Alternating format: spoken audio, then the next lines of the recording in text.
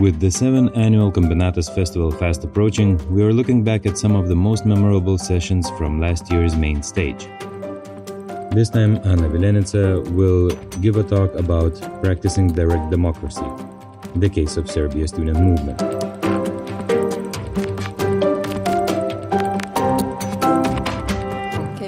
Hi everyone, and thank you for coming to this talk after a very long day. I'm also very tired, and half of my brain I think is dead. So I hope this will go well. So I was invited to tell you something about what has been happening in Serbia in the past 9 months. And I just had like a little chat with a comrade here, and she told me that. She just repeated that there is very little information about that. That people kind of know what's going on, but that the information is actually not very comprehensive. And I really thought that this is something that's intentional, and this is going to be like one of the theses in this talk. The other point that I would like to make in this talk is that. It's actually to question my own slide, and that's that this is a student-led movement. I kind of like omitted the student part in the slide, but this is how it was announced. Because I think this is actually a very complex and intersectional struggle in terms of participation of different sectors of society and different movements that are part of this struggle. So let me start. This slide is a sort of an introduction about direct democracy and it kind of like historical genesis in the territories where I live, and that's Serbia, Yugoslavia, and kind of like different empires that were active in these territories. So let's say that the forms of direct democracies and something that was called an assembly in Serbia, usually the word that is used is zbor, but also nowadays a very prominent place is taken by the notion plenum, starting from the student way of organizing and how they promoted it. So let's say that this type of direct democracy historically in forms of, let's say, collective decision, more or less horizontal decision making, is present in the territories I mentioned from 19th century, let's say this is from, I am not a historical researcher, but this is something that I could say maybe from the first rebellion against Ottoman Empire, 1804, when the leaders kind of also met and talked in more or less horizontal way and made some decisions about how to lead this rebellion. Also, forms of direct democracies were held during the so-called national liberations in Austro-Hungarian Empire, and then later during the Second World War. A big part of national liberation struggle in the territories of the later Yugoslavia also was managed in forms of assemblies and direct democracy. And this image that you can see on this slide is an image of the drugo zasedanje Avnoja. It's like the second assembly of anti-fascist alliance of the people of Yugoslavia. Later in Yugoslavia, more let's say, procedural forms of direct democracy have been established. As you know, the importance of Yugoslav experiment in comparison to other so-called communist or socialist countries was this particular specificity, self-management, which was a form of direct democracy. So the specificity of Yugoslav system was these two things. One was a very new and experimental form of ownership, societal ownership, which was different than the, let's say, Soviet-influenced countries that had like a state ownership. So that means that in Yugoslavia, the idea was that it was a worker-centric society, so the workers were the owners of the means of production and reproduction. So the assemblies, in the forms of assemblies, the workers were supposed to run their work organizations, but as well as the local neighborhood organization was supposed to be run in this way. It worked to some extent. There was a lot of problems, but let's say there is this kind of like historical memory also in the form of territorial, more geographic kind of management. So let's say in the neighborhoods there was something called Mesna Zajednica, which is let's say local community center where like people were supposed to come together and decide about their communal life in like particular areas of the city. And this I'm particularly underlying because this is important to the things that are happening nowadays in Serbia. So the second important point is to give you a little bit of a context. So what is Serbia now? Here I have like a few key words to help you orient it. The first word that I think is important is a concept that can help you understand what is Serbia today, and it's a concept of peripheralization, or actively producing periphery in the, let's say, neo-colonial manners from mostly European Union, but also other imperial actors. In practice and in theory, people use like different notions to explain like the current system in Serbia and what this is exactly. The one close to my heart is captured state. So what this exactly means, I will try to explain later. The important point also is something that's called a democracy decline and a little urbanism. So let's say, in terms of understanding what peripheralization is, so one important maybe example could be saying that let's say the European Union with this attempt to conditionally include particular countries that are left out of the European Union also produces like particular changes, dependencies and conditions in terms of like legislation changes and let's say adjustment of conditions of work and exploitation of resources that produces this territory in let's say in a periphery from which the resources and labor are extracted. And it is the also important thing to understand is that the Serbia, and we talked about migration a little bit later, is also produced in this, let's say, broad border protector for the European Union. The border of European Union is externalized, so the territory of Serbia is used as a particular buffer zone for migrations. The Serbia is producing kind of like a watchdog of the borders. Captured state, yes. So what's going on? I will try to explain this like by directly referring to the concreteness of the system in Serbia now.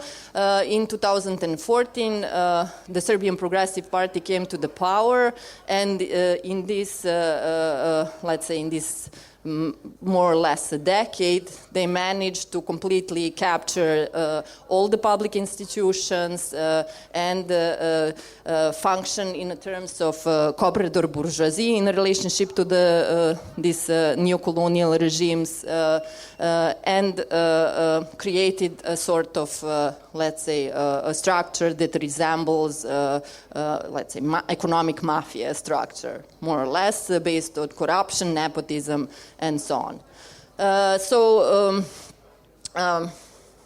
More or less at the time, I also had to, for the first time, leave the country because for the first they introduced austerity measures. That meant that they introduced a cap in employment in public sector, so you could not get employed in public sector. You can only work if you were not employed already under contract, slowly, the condition to get any kind of contract or employment later in the public sector became the membership in the Serbian Radical Party. So now we have like more or less the entire public sector occupied by people who are working for the Serbian Progressive Party. And you have to also understand that half of it is like in the gray zone. So that means that if you are employed under the banner of Serbian Radical Party, you're also obliged to give a percentage of your salary to the party, which is completely, you know, like not legal, and you know, it's supposed to say hidden. But you can also get punished if you don't do that. If you are employed under those terms, you're also obliged to go to all of these protests that they're organizing, to go to all the celebrations that they're organizing, make a selfie so you prove that you are attending these events, and post it on the social media. And this is not a joke. This is like a real thing that's happening in the past 10 years. So anyway, this kind of way of running the business that also means internal corruption, as I already mentioned, means also creating firms and companies that are being contracted, you know, like in these like fake public calls to do the business for the state, build roads, things that are related to public infrastructures. To cut a long story short, because we have a limited time, one of the outcomes of this kind of captured state is also the collapse of a canopy in the railway station in Novi Sad that happened 9 months ago, and that killed officially now 16 people. So what happened in Novi Sad is that this structure that was built under a socialist experiment was in this kind of nepotist way and corrupt way and unprofessional way. You have to also understand that the people that get employed under the banner of Serbian Progressive Party also don't have expertise. So the level of expertise is also degrading like big time. I mean, just to tell you one example, so now it's possible also, you know, like to have, because we have like a lack 20,000 workers in medical sector, because everybody is leaving to fill the gaps in Germany, France, Italy, I don't know. So now they are making these conversions possible. So if you become a member of the Serbian Progressive Party, and you are also you have a high school, like you're an accountant, you know, you can in a couple of months become a nurse. And in Serbia, this is like a serious profession, you know, you have to go to school and get a degree. And so now we have like everywhere, including the construction industry, people that actually don't know what they're doing. And I call this a lethal or deadly urbanism that we have at stake now. So this is actually not the only roof that collapsed recently. There was like a series of collapses of different structures that were refurbished or repaired under this regime. But this was, let's say, the last drop in this kind of way of running the state and killing people inside.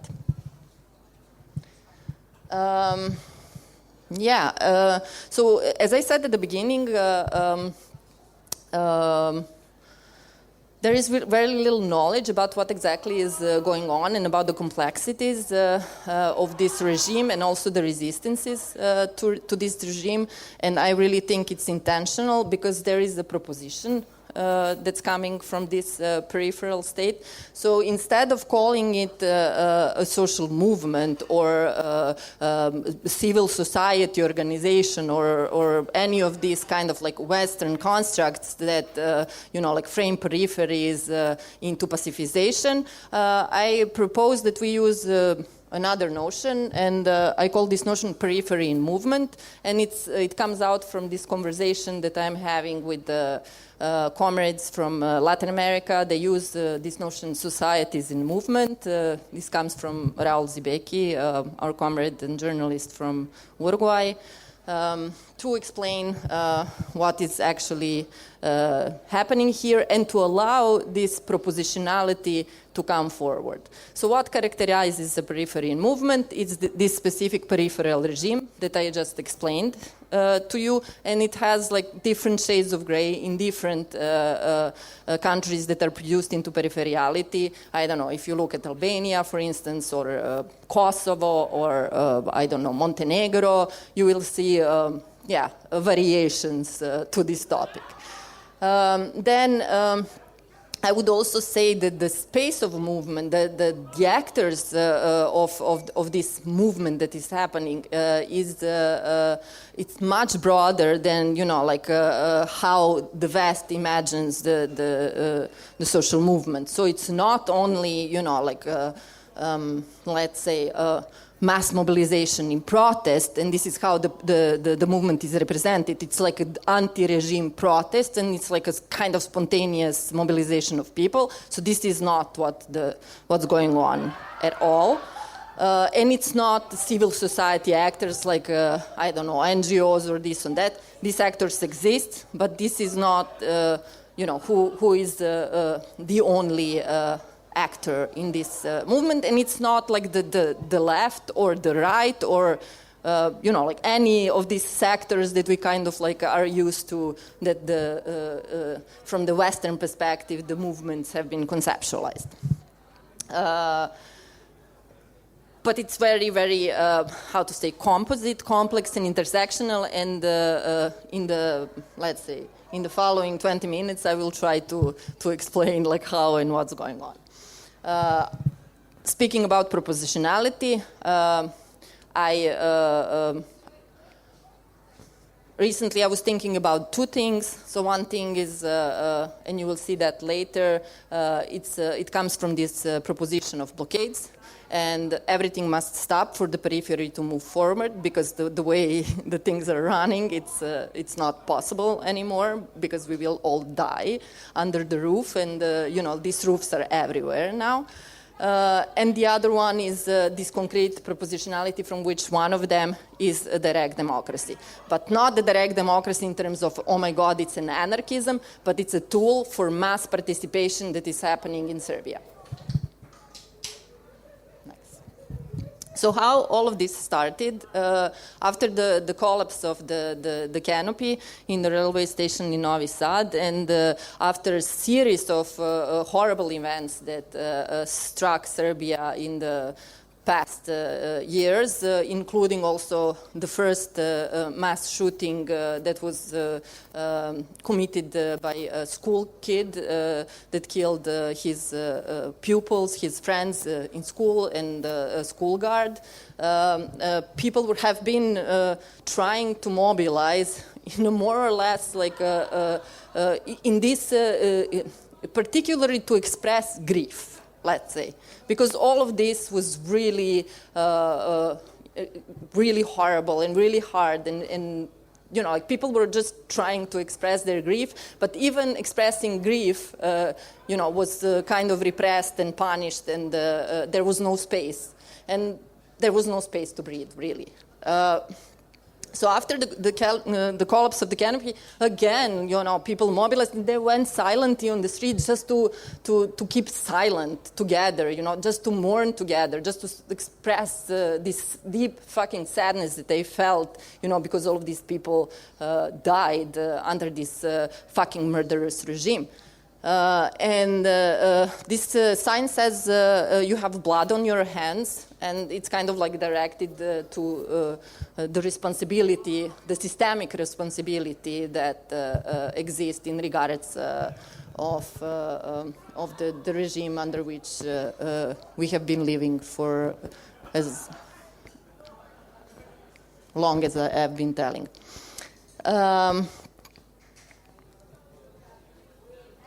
So very soon, also the students in some of the universities in Belgrade started organizing like little stoppages of regular activities in the university, just to keep quiet for 15 minutes together to express their sorrow for what happened. And it was usually happening at 11:52, when the exact time when the roof in Novi Sad collapsed. But when the students from the university, art university, Faculty of Dramatic Arts, organized this morning session, like collective morning session, they were attacked by the tags coming from the SNS with sticks. And this is how it all started. So they decided to start blocking the university buildings and to demand the responsibility for what happened. The students' demands, the initial student demands, were in regards to direct responsibility in relation to what happened in Novi Sad. Like just knowing what, like who exactly is responsible, publicizing all the documents that are relevant for this case, and punishing the people that attacked students. And it turned out to be impossible. Like for months, students were demanding one and the same thing, like just like a plain responsibility for this simple event, that killed 16 people. No answer. And the interesting thing,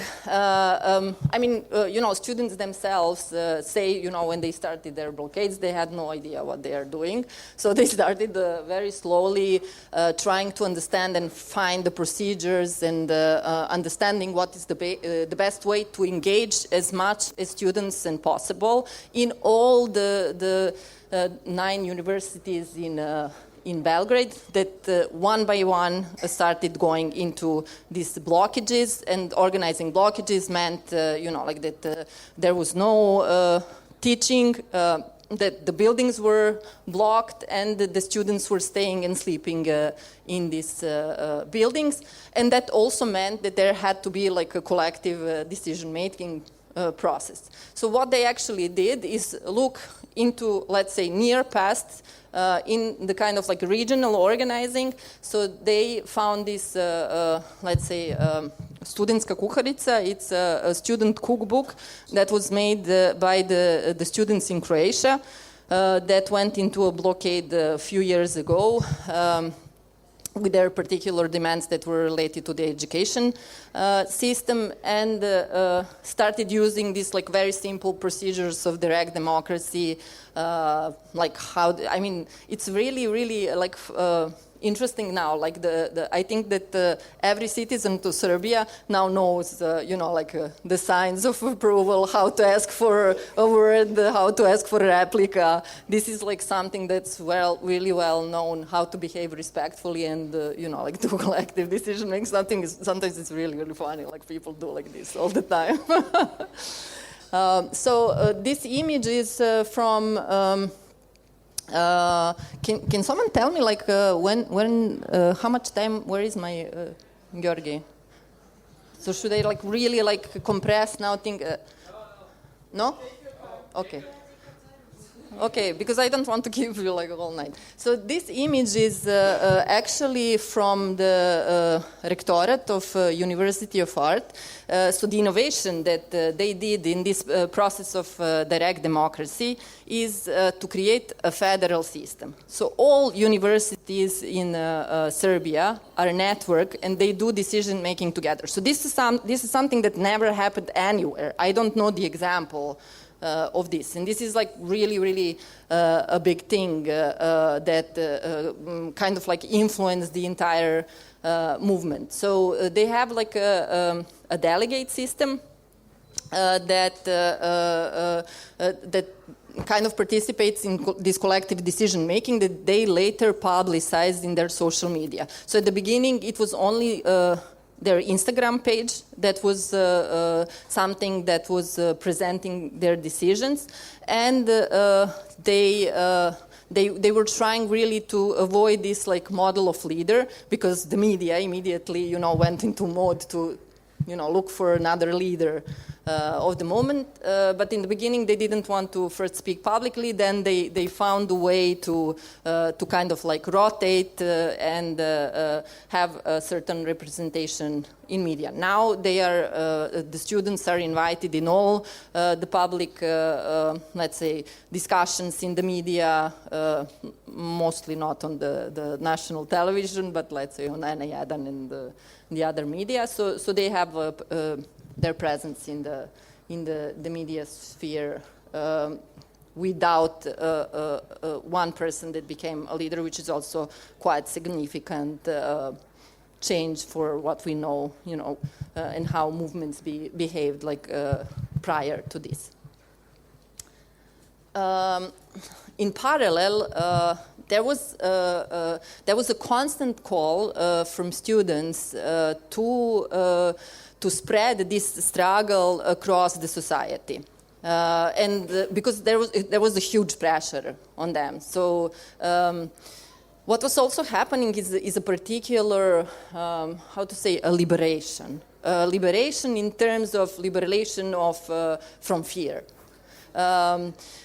People were really scared in Serbia. People were really scared to protest, to say anything. I mean, there was only before that this movement against lithium extraction that I will mention a little bit later, that kind of like broke through this fear and silence and dark really that existed inside. But the students really like brought some kind of liberation to the people. I remember like going to the first protest, like it was cold, it was really sad, people were dead, and people were kind of like would come together and can you imagine, like 20,000 people standing together and, performing 15 minutes of silence? I never experienced anything like this. That really, like, I think connected people. Like people were standing there with their little torches, like to have like a head count, out there when they would film it with drones and crying. They were just sitting there and crying. And then, like after that, they didn't talk at the beginning. This was really, like just breaking, like introducing this fucking break in like what was going on. So after these calls, endless calls of students for other sectors of society to kind of like join this struggle, there was a few attempts also to create an infrastructure outside of the student movement. I will just go back because I forgot to say this. I think that the most important thing that they had, as a movement is an infrastructure, buildings of universities. So whenever, they had to mobilize, they organized protests throughout the countries. So whenever they had to go from one place to the other, they had where to sleep. They didn't have to spend any money. They were driven by friends or like taxi drivers that were supporting student movement, and they had all of these things, like that could connect them.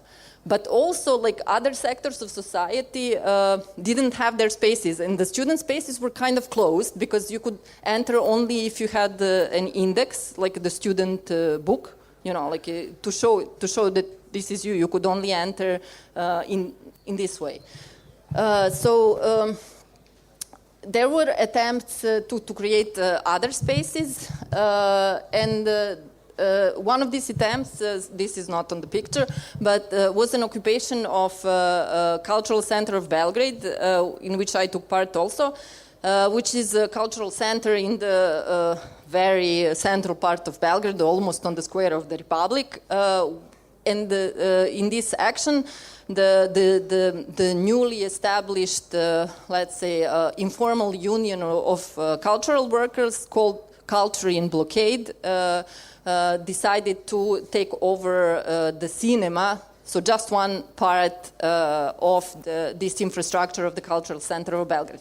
This story is very messed up and very interesting, but I will skip this for another time. I will just say that this infrastructure was later used for meetings of other sectors of society that didn't have their own space and couldn't use student spaces to organize.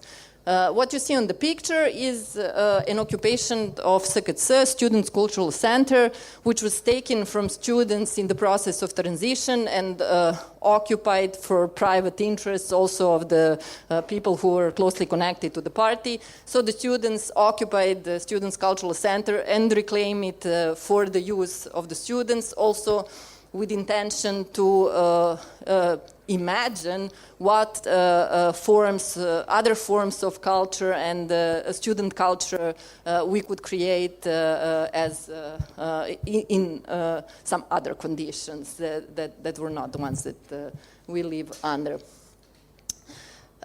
So the most important struggle that was happening in half an hour, okay, so I have like 15 minutes now, speedy. Was a strike of workers in education. And that was really heroic struggle. So the education workers, the union also, the way that the education workers organized was also like something that was traditionally present there in their public sector workers, and every year, over and over again, they went on strike, you know, like to demand like the minimum of dignity from their salaries and for their work. And this time they also did it, but this took time this time like for prolonged months. So it was like more, I think, than 3 months. And the state decided to punish them, not to pay for the salaries. And this was very important because they really hit, I mean, this was totally illegal and constitutional. You know, I don't know what to say. Like, it's like horrible punishment to the people that have families, that have lives. Because many sectors of society decided to organize in different ways. Also, the IT workers organized in parallel, and they sometimes organized in this kind of like sectoral way, participated in the open calls, in the calls for blockades, for student protests that were happening throughout the country. There are statistics, like sometimes, you know, you would have like 350 protests in one day, you know, like all over the country. So the IT workers organized to create a platform for solidarity. So now, for instance, I'm paying part of my salary to a school teacher. And the system is organized in such a way that you decide by yourself like how much you can contribute per month, but every month you get a person to whose bill you pay a particular amount that you can give from yourself. And yeah, I think this is something very innovative. I don't know, you know, if we had it like recently, especially not, I don't remember that this existed in Eastern Europe, and it's still functioning. It's still something that's going on, although they came back to work, but still their salaries were not given back to them.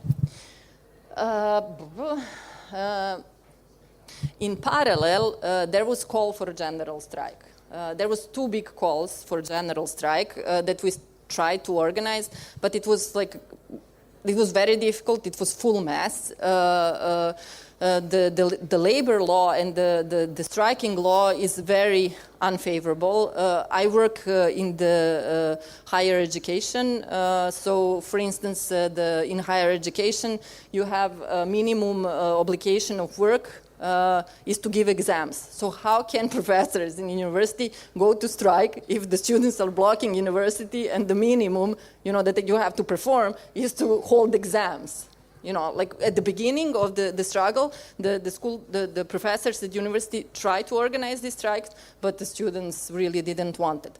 So then there was like a different forms of experiment, like trying to figure out how to strike like under like European laws or under like some invented rules. So every like group, university, institute had their own like vision how to do strike and not damage the student struggle and kind of behave in solidarity with what was happening. So that was really creative, and the students called 2 times for general strike, which is also pretty messy.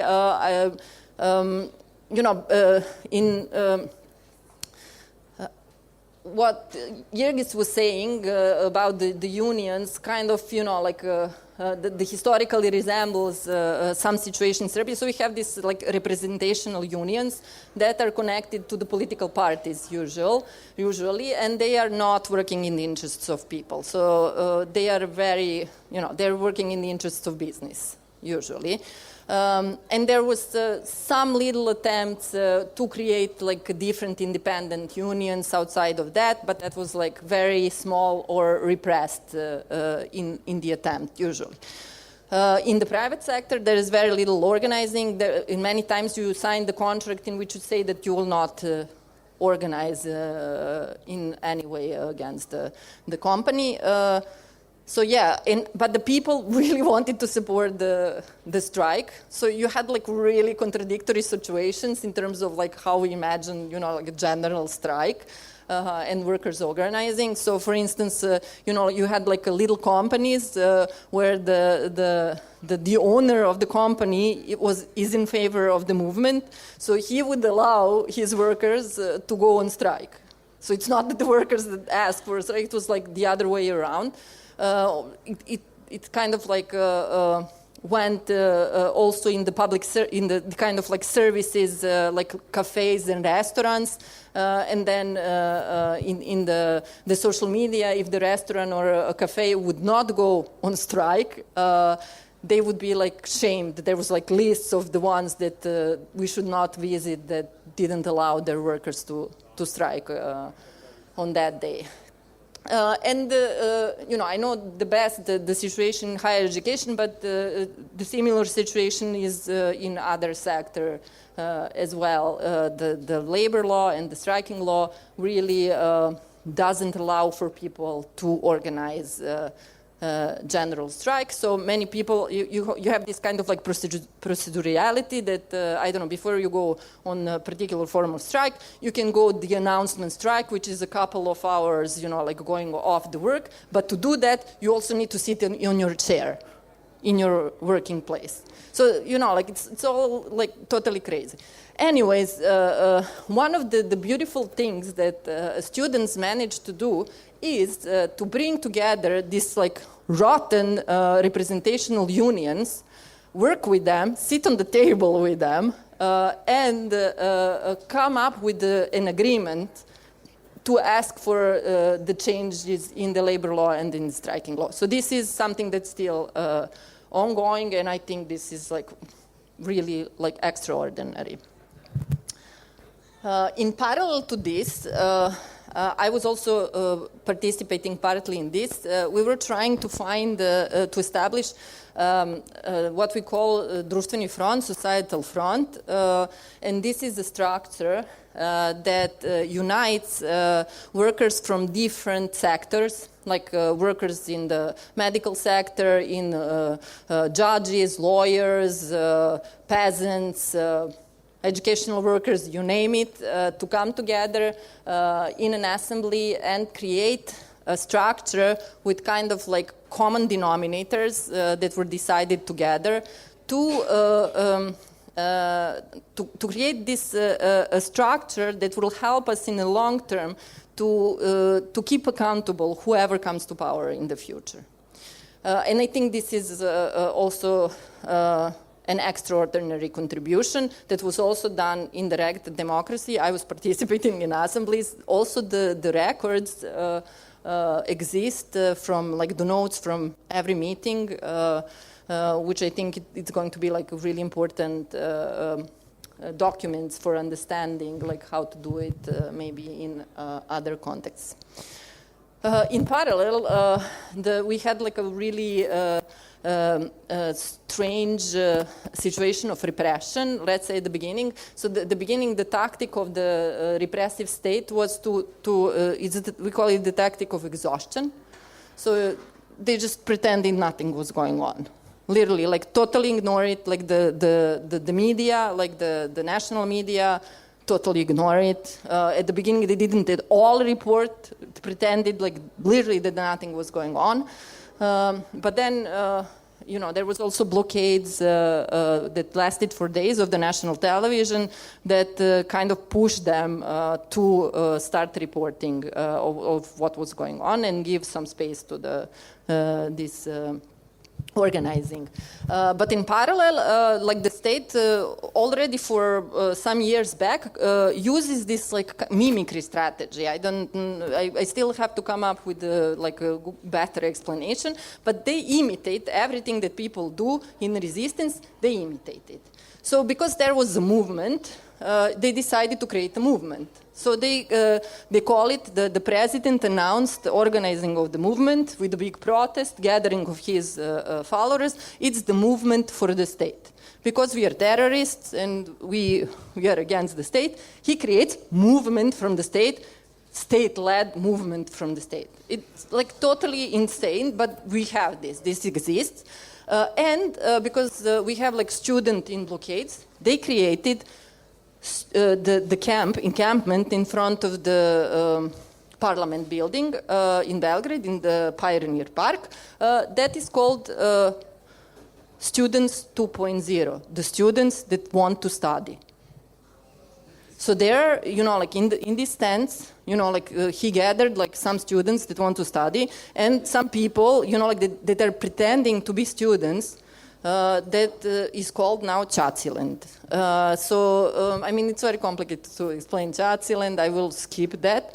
But in Chatsiland, now we have like these thugs that are beating up people.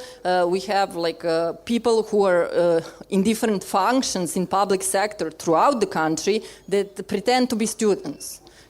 The people try to interview them, ask them like, what do you study? They turn their head, they cover their faces, and this is how it's happening. But this is reality of the situation that we are living.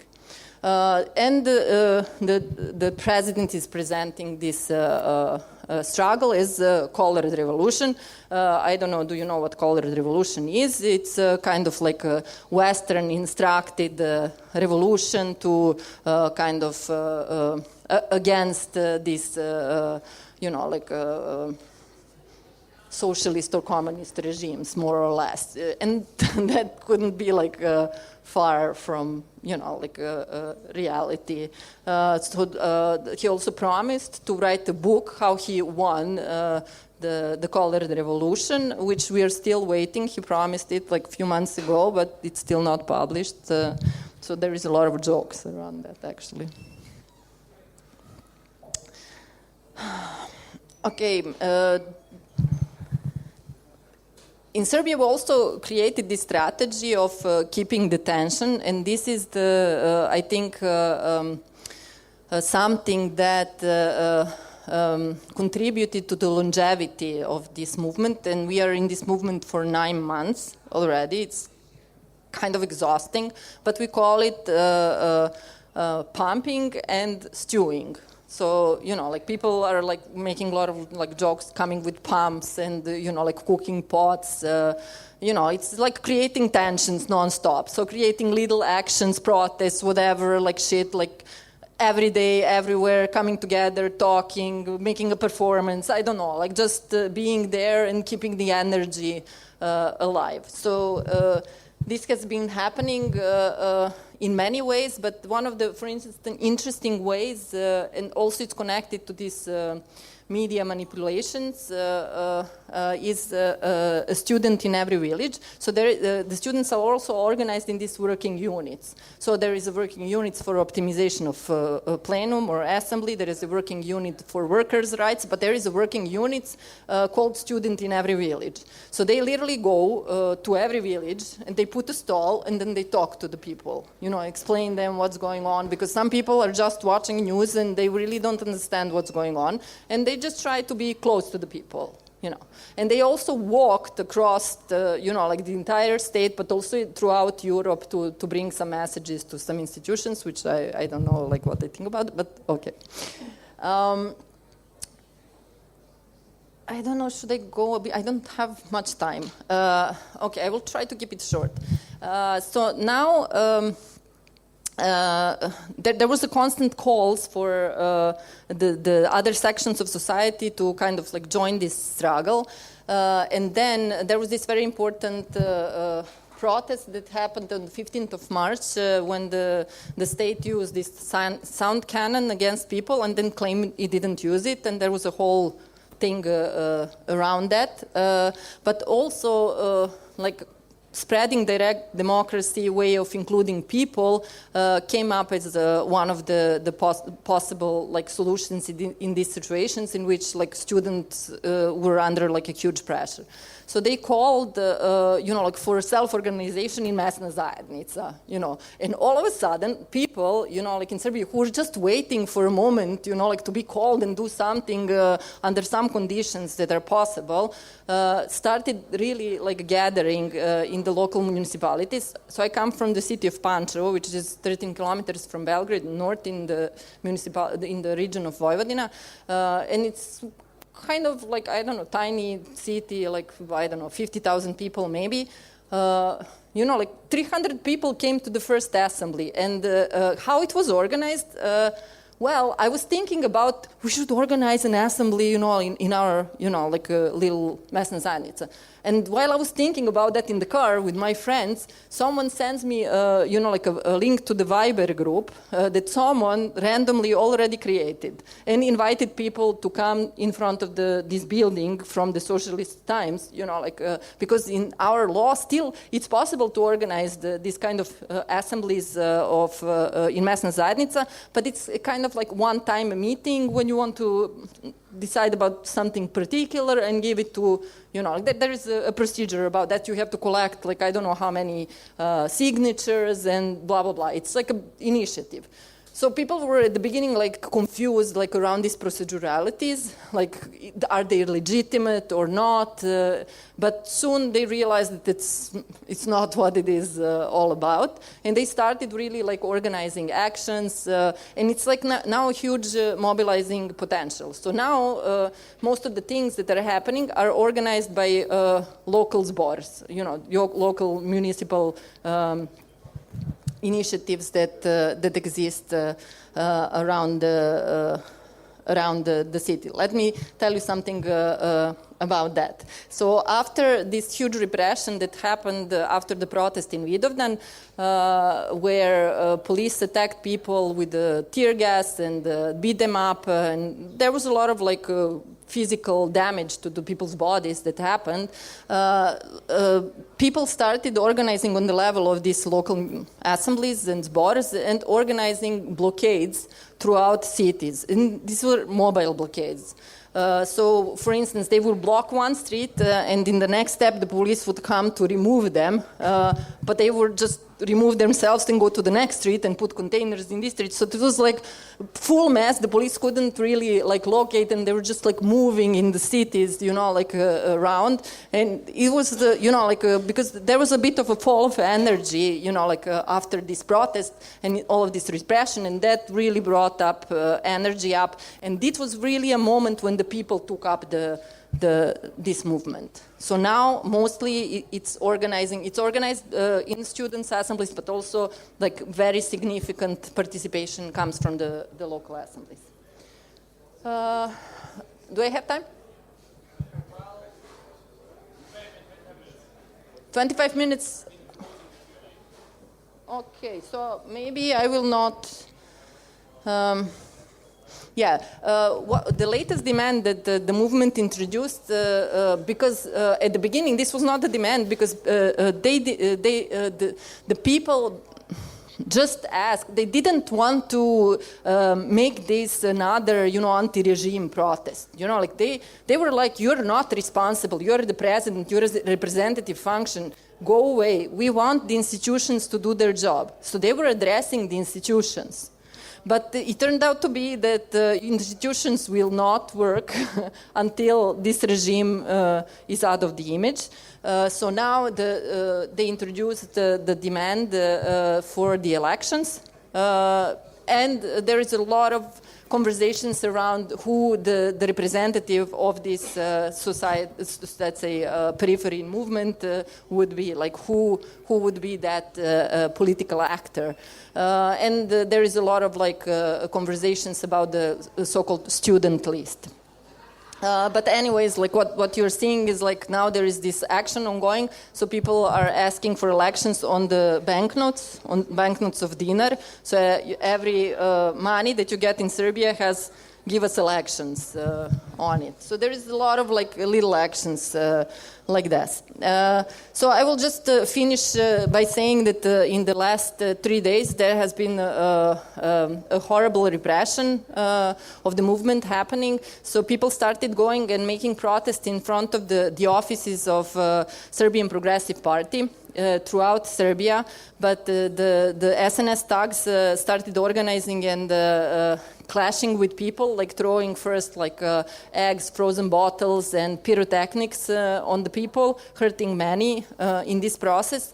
And the police kind of, joined this endeavor by protecting them instead of protecting the people. Many people got hurt.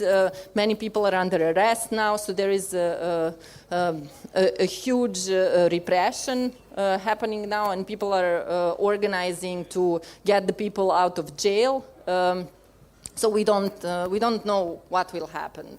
This is an ongoing struggle. So there is so much more that I can tell you, but because I'm out of time, I will stop here and you can ask me questions. Maybe I can give you some tips, what are interesting things, so you can ask me about that. Thank you.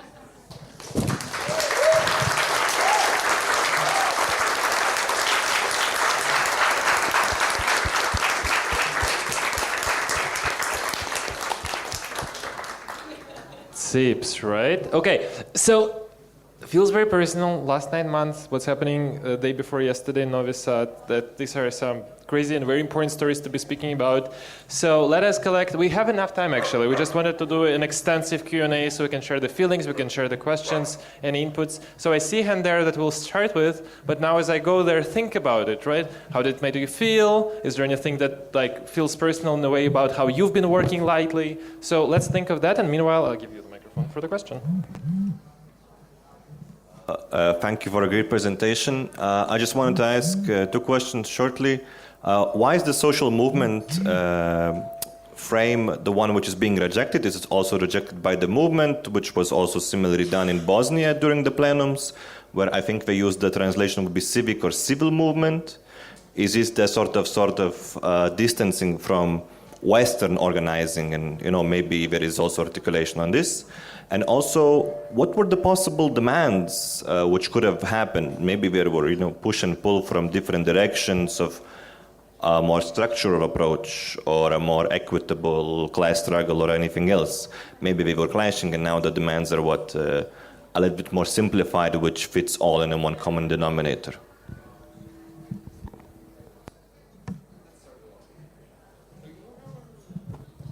Okay, it's a long story, but as I tried to explain in the beginning, in the relationship to these different actors and, let's say, hybridity of this movement, civil society or civil movement or whatever, it's perceived both by the people and by the government as a neo-colonial move by the European Union.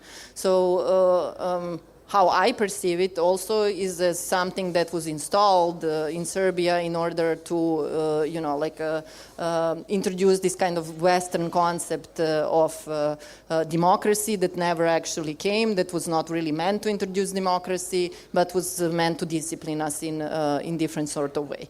Now, the other story is that, in parallel with that process, like people were not totally stupid. So there was like some people that kind of like used this opportunity to do some things that were not, directly complying with what was asked from us. And this is like this disobedient civil society that kind of also emerged from that.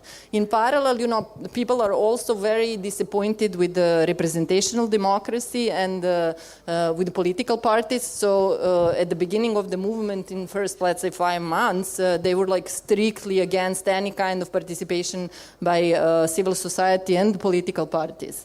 So, because movements are also very sensitive to people that try to, build their careers on the back of the movement. And we had that a lot, and then they go into, real politics and then betray the movements and, they don't do anything. So it's, it's partly like big disappointment in this kind of representational democracies, but also in the attempts of the so-called left that kind of, changes and mutates once, it reaches a certain positions in this kind of minority state. It's not really possible for them to do anything much. What was the other demands? How to say, the demands are very simple and that they are not, they sound reformist, but they're crucial, nothing is fucking functioning, it's you cannot really imagine, you cannot even go to the doctors, you can die if you don't have someone from SNS or someone, that your cousin knows or I don't know, you can literally die there. So it's not a joke, it's not a joke that they're, using these mafia structures to build our roof, to build our roads, to build, our infrastructures. It's deadly, you make a step and you die. So I don't know, for us it's really radical. It might sound to you like nothing, but, literally all the surrounding that we are part of is deadly. It's like walking in the minefield. In the way. So it's not, I would not see them as reformists. And they're actually very, very radical. So if the system, how we, imagine it or claim it, would function, last lives would be lost at least, and then we could have space, to maybe.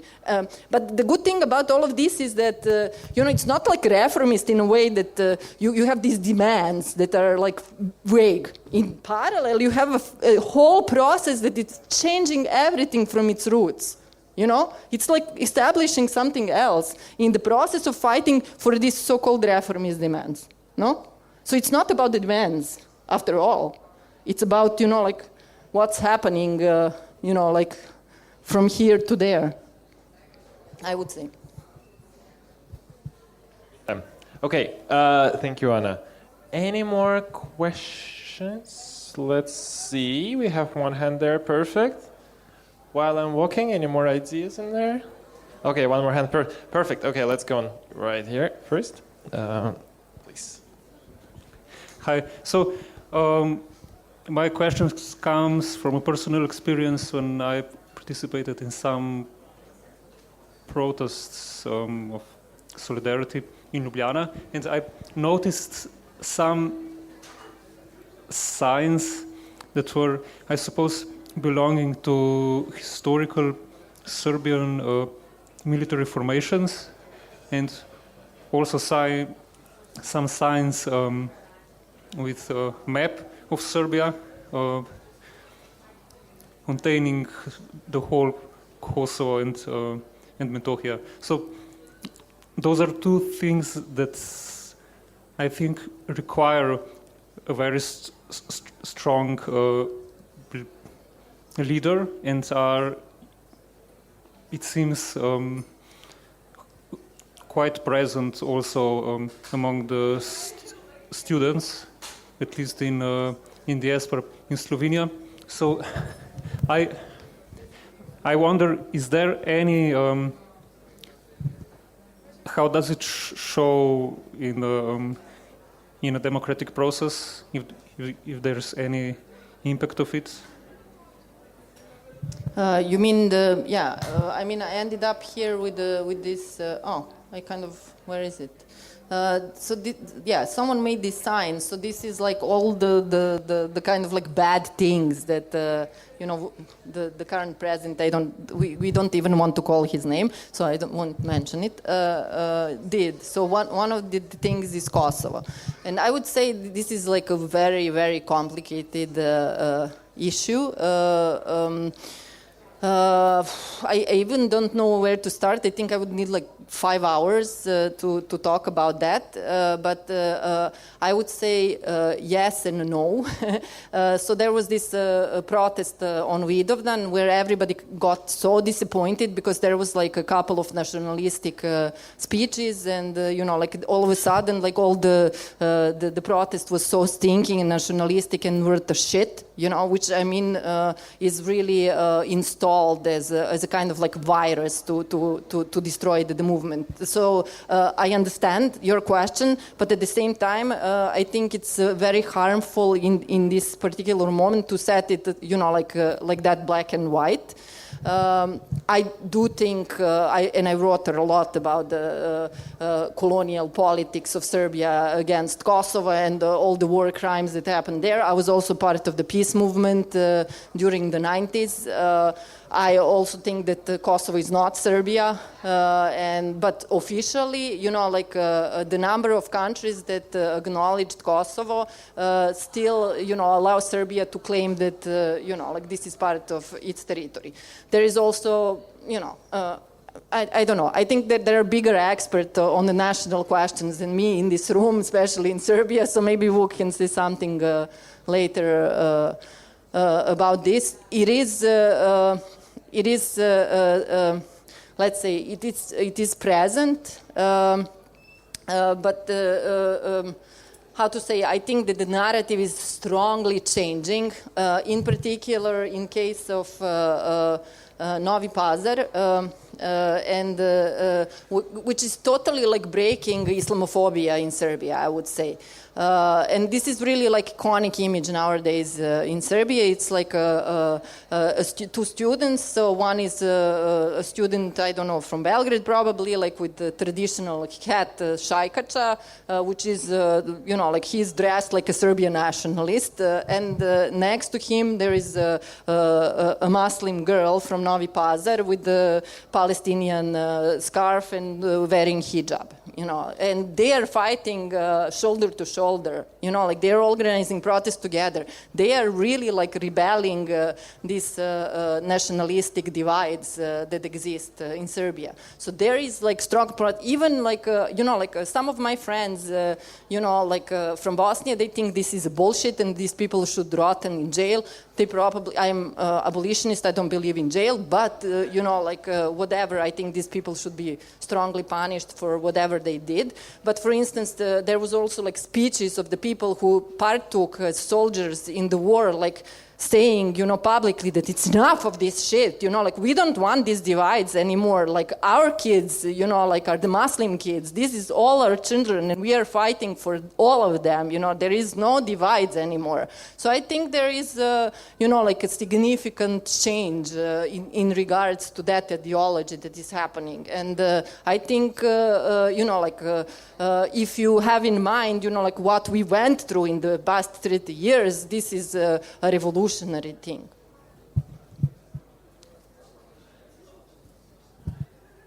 Thank you for the presentation. I actually also wanted to get more comments from you on this slide that I saw you skipped because of the lack of time. This one? Yes. So I was wondering, were you able to incorporate more specific demands in regards to solidarity with Palestine?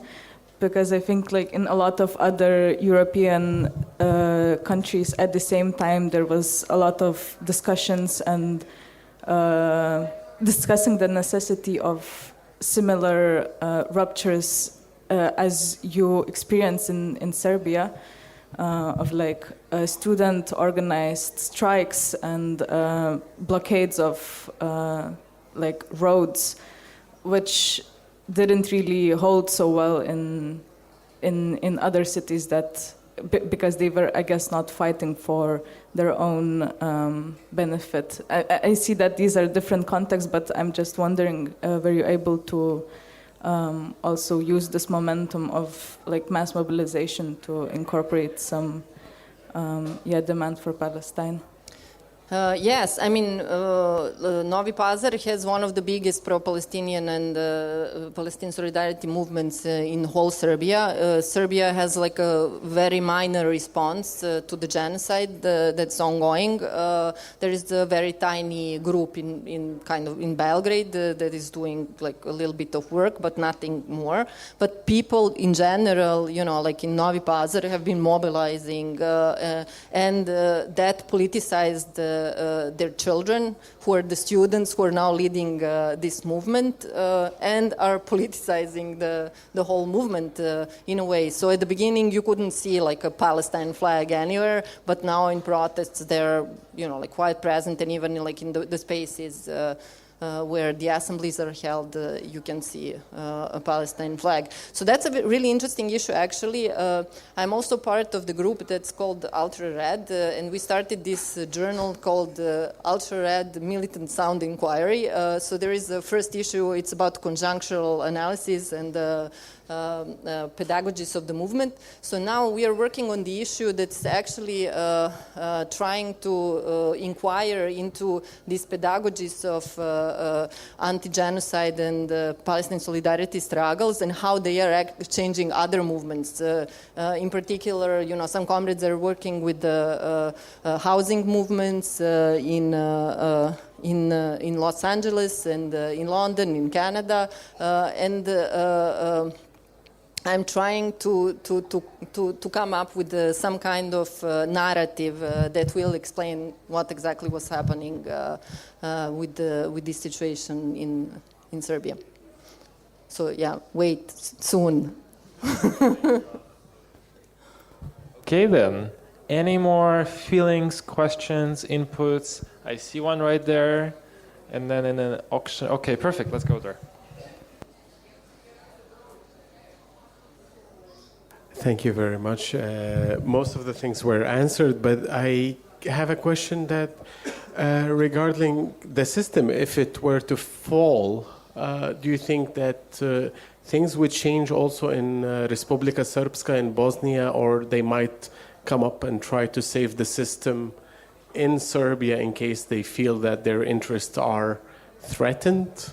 Is there a bit of intersectionality between the two, or each is separate? Yeah, it's a separate country. It's only like on the ideological level that it's still, you know, producing these frictions. I mean, you now have case that because of his behavior, the president of Republika Srpska is condemned to a sentence, but he doesn't want to comply with it, and it's also part of the nationalistic narratives, like from the state register. But I would say that this is only, you know, like to keep people out of the, you know, like the important questions. I don't think that, you know, like in particularly Bosnia and Herzegovina, it's like a colony in the center of Europe. I don't know, are you aware of this fact that, you know, like they are not even allowed to decide upon their own destiny. So there is a representative of Serb, of Croat, and of what did I say? All three entities. And then on top, they have a representative of international community. And it's a colony, you know, like it's a colony. Hello, we have a colony, guys, you know, and we are all responsible for that. Not the only colony. I was once in this office at the High Representative. I met with a guy. He didn't speak neither English, nor Bosnian, nor Serbian, nor Croatian, nor you name it. He only spoke German because he was Austrian. So a bit of a colonial mindset here. Do you mind if I ask a question? So, right, I was wondering, something that I was looking at in the past 9 months, and I wonder, because I've been to Serbia many years before and many years in a row, right? And it feels like in the past 9 months, something changed in the relationship with Russia, And I wonder, what was that? If you observed that, do you see any kind of shift? What could that be? How could you explain that? It could be as big or as small as you'd like to explain. Yeah, thanks. I don't know how recently do you mean, but I mean when the full invasion of Ukraine started. No, last 9 months. Huh? Last 9 months. In last 9 months. 9 months, exactly. As the Novi Sad brought it. Yeah. I wouldn't say so. I mean, it's the same kind of situation. So what I could say about that Serbia holds the last like direct flight from Moscow to in Europe. And they are. We just talked about it, and they're on purpose holding these prices so high, so it's like fucking unaffordable. It's only for the like high middle classes. And they do it on purpose. And then there is a really big number of people who were fleeing the forced mobilization in Russia that came in Serbia, but that also started producing gentrification in Serbia, like on a huge scale, which is I would say that this is also a consequence of peripheralization, because we absorb the costs of war also in our countries, by our bodies, by our, housing, our food. All right, we have time for a closing-ish question. We have one right there. Meanwhile, while I walk to you, I'll share a fun fact, which Anna, you can say it's not right, but I heard that Serbia per capita is the country with biggest amount of Russians there. Or something in Europe, or something like-ish like that, new immigration, you name it, but something was... I'm not sure what are the percentage. Do you know? 200,000. It's not that much. I mean, Serbia has like 6.5 million. Okay, that's fair. All right, you see? That's a fun fact which wasn't true. Anyway, here you go. Yeah, thank you for presentation. You mentioned that the regime tries to picture the whole revolution as a colored revolution or some kind of imported from the West. But I have a practical question. So what, let's say, we as an external factor could help in this cause? What would role of European Union, or what other states or non-state actors could do to help change the regime? Well, from what we are seeing, like in the past 9 months, I mean, it's only recently there is like a couple of voices, like in the European Union, that are saying something. But for Europe, this peripheralization is important. So you want to exploit our labor force. You want our land. You want lithium from Serbia. You want, all of our minerals for free, if possible. Because it's like for the strategic interests of your countries. And I don't know really, it's not like what little thing we can do. I mean, we need to change everything from scratch altogether, because as you know, we cannot have the revolution in one country. I mean, we need to be in solidarity. There was very little solidarity from anyone, during these 9 months. So we are quite isolated in there. There was on a couple of occasions, I didn't have time to speak about the struggles in higher educations and blockades and what's happening and how they're trying to repress us now. But on that occasion, there was like one round of signatures, academics signed some letter for us. Thank you very much. I mean, and I cannot imagine how you need to act. You need to imagine, because you come from somewhere, and you need to do labor of change in your own context. So we don't have this system in which we are punished for, someone to drive, I don't know, cars on the batteries, and, we need to die out of hunger.